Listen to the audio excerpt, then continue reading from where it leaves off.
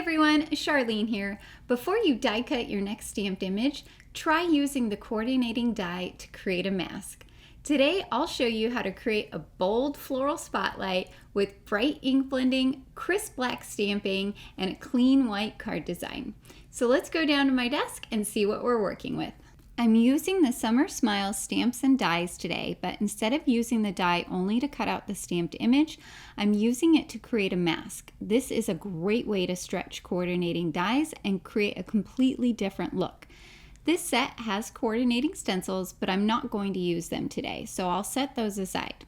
The first thing you want to do is grab a card panel for whatever size card you're going to make. I have here an A2 sized panel of white cardstock.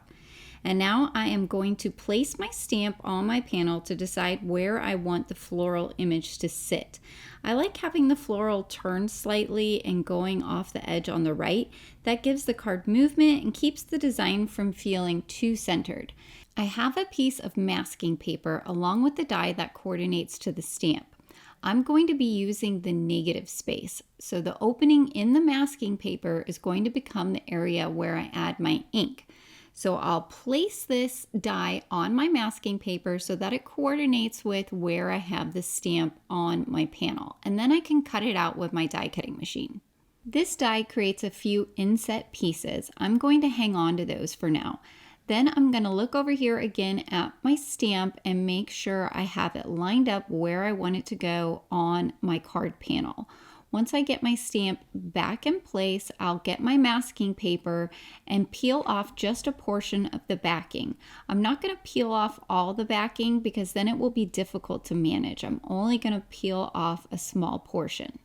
Once I have a general idea of where the mask is going to go, I'm going to pull the stamp out and then I'll gently lay my masking paper over the top of the card panel.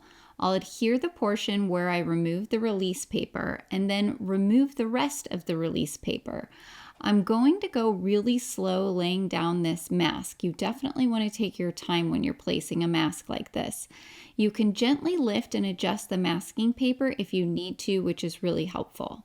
I like to lay my stamp back over the top once I'm done, just so I can make sure that everything is in the correct spot before I move on to the next step. I mentioned those little inset pieces. This is what you can do with them. I'm going to take the main die cut and gently lay it inside of that negative space. Then I can pop those small inset pieces back inside the open areas after I've removed the release paper. I find that the smaller the pieces are, the harder it is to get the release paper off of them. So I'm only using 2 of the 3 inset pieces, and I'm skipping the tiniest one because it's a little too fussy. This is one of those choices where you can decide how detailed you want to be. Once you've inset the smaller pieces, just make sure they stay adhered to your card panel as you remove the main die cut piece. Then I like to rub them down really well. Then I can just hang on to this for another card. I have some red, pink, and orange ink. These are really bright colors, but they're going to blend together really well and create a nice, bold focal point for our card. There's lots of different color combinations you can do here. You just want to make sure that whatever colors you choose are going to blend well together. I'm starting with the red and I'm bringing it down about 1/3 of a way on the open negative space that we created with that mask. Then I'll grab my pink ink and I'm going to bring this across the middle third and slightly up and into that red ink. Then for the bottom third, I'll bring in the orange ink. Same thing, I'm going to bring it across and blend it up and into the pink ink. I like to ink in layers, so once I've done 1 layer of ink, I'll come in and do a second layer. Now you do want to keep an eye on those little inset pieces because sometimes they can try and peel up and off of your paper. If they do, just press them back down in place.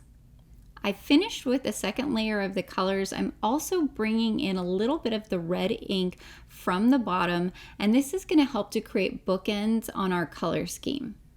Once I'm happy with the color, I can peel off the mask. I absolutely love the reveal because it's so big and bold on our white background. I'll also use a tool here to just help peel up those small inset pieces and remove them from the background. Now I have placed my panel into my stamping platform, and I'm going to line up the large floral stamp inside that ink blended shape that we created.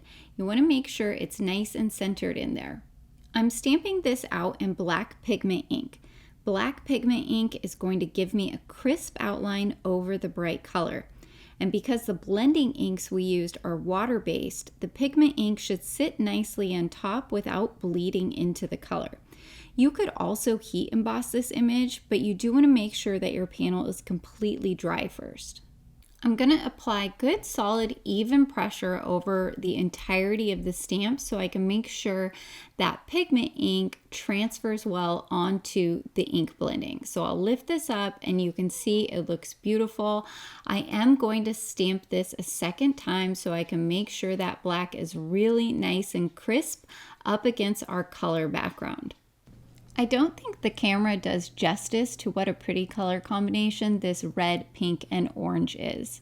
For my sentiment, I've chosen Sending Summer Smiles, and then for the sub-sentiment, Hoping Your Day is Bright and Beautiful.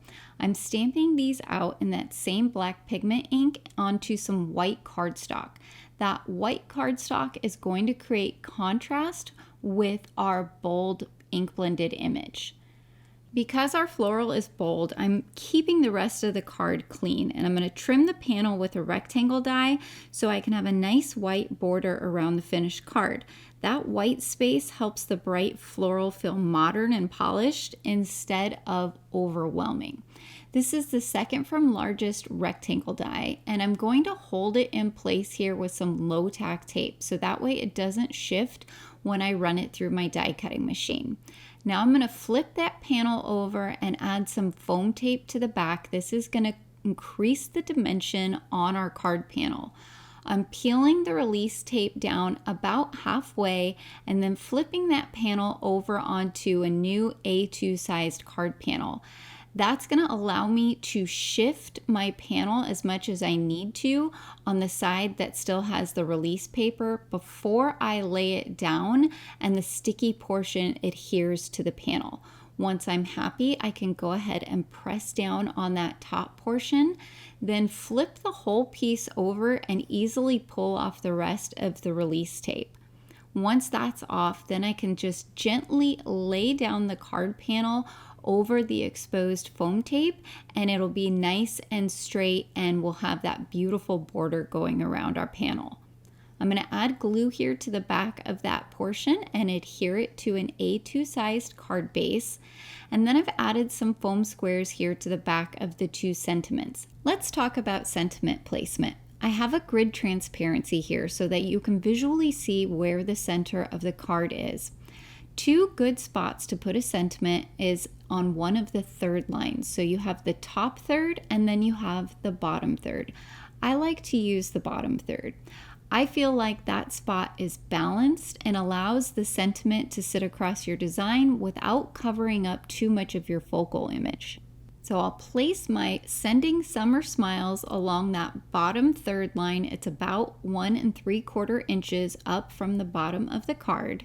Then for my smaller sentiment, I'm going to look for a place where I can nestle it under the larger script words so that the two sentiments feel connected.